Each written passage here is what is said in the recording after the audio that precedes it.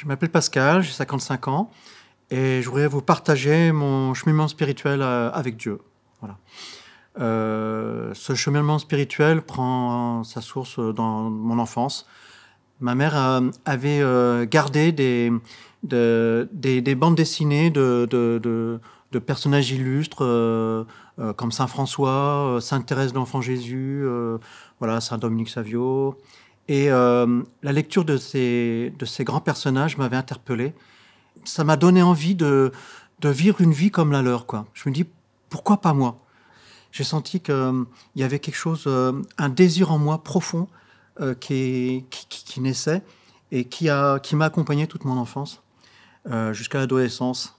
Et vers la fin de mon adolescence, vers 18-19 ans, il est arrivé ce qui arrive souvent à des jeunes, c'est que, bon, ma foi s'est un peu émoussée. J'ai voulu vivre ma vie, quoi.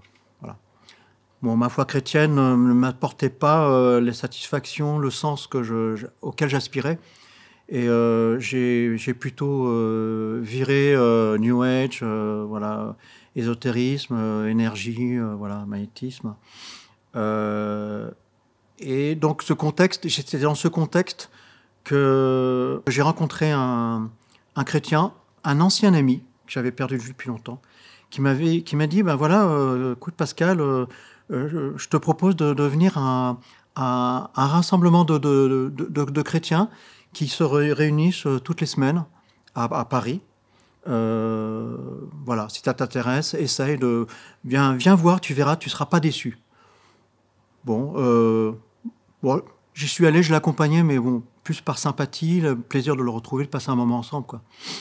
Et je me suis retrouvé avec 200, 300 chrétiens, jeunes et vieux, enfin de toutes conditions, qui prient ensemble et puis qui étaient ravis, qui étaient radieux.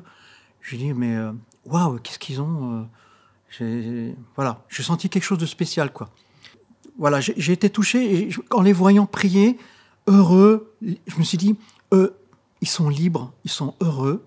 Et puis j'ai l'impression d'avoir un mur de verre entre eux et moi, quoi. Voilà, j'en étais là et ensuite cet ami m'a dit, ben voilà, tu peux participer à un rassemblement bien plus important qui a lieu l'été, tous les étés en Bourgogne. Et j'ai dit, ben écoute, banco, je suis partant. Voilà. Et c'est comme ça que je me suis retrouvé dans ce grand rassemblement où, en fait, j'ai cette aspiration à vivre ce qu'il vivait, à continuer et à grandir et à creuser mon désir. 4 jours plus tard, donc j'ai quitté, je suis rentré chez moi, enfin plus précisément chez mon oncle, chez qui je devais passer une semaine en vacances. Un oncle un peu irascible. Et au cours d'une soirée, en fait, j'ai terminé un livre qui est un recueil de témoignages puissants de l'intervention divine dans la vie des gens. Des gens qui acceptent de rendre grâce au Seigneur pour la situation dans laquelle ils étaient. Et là, ça me paraissait incroyable, quoi. Je me suis dit, mon Dieu, si tu es capable de faire de belles choses comme ça, des choses incroyables pour ces gens-là, tu peux le faire pour moi aussi. Alors, je suis prêt, viens dans ma vie. Et c'était une prière plus par le cœur que par des mots, en fait. C'était une prière intérieure. Et à ce moment-là, j'ai senti un grand silence. Et j'ai senti d'un seul coup une présence à mes côtés. Et j'ai senti j'ai compris que c'était Jésus qui s'asseyait à côté de moi. Et j'ai senti l'amour de Dieu entrer en moi, quoi. Avec douceur, avec force qui rentre dans mon cœur, quoi.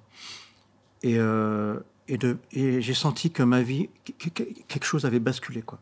Il n'y avait rien de changé, et pourtant je sentais que tout allait changer, quoi. Et la petite anecdote, pourquoi j'ai senti aussi concrètement pourquoi ma vie avait changé, c'est que mon oncle, qui était quelqu'un d'un peu difficile, on va dire, est monté dans ma chambre pour me dire, voilà, viens dîner. Et quand je l'ai vu, j'étais rempli d'amour pour lui. Et alors là, je me dis, Pascal, waouh! Là, Pascal, il y a quelque chose qui a changé parce que ça, c'est pas toi de tout à l'heure, quoi. Et là, je me suis dit, waouh, Dieu est en moi, l'amour de Dieu est en moi, Et à partir de là, je me suis dit, avec Dieu, tout est possible. Et toute peur de l'avenir avait été partie. En fait, je me suis pas fait de plan sur la comète. Je savais pas ce que serait mon avenir, mais là, je savais que c'était parti avec Dieu et plus rien ne serait jamais comme avant. Et ça fait 30 ans que ça dure.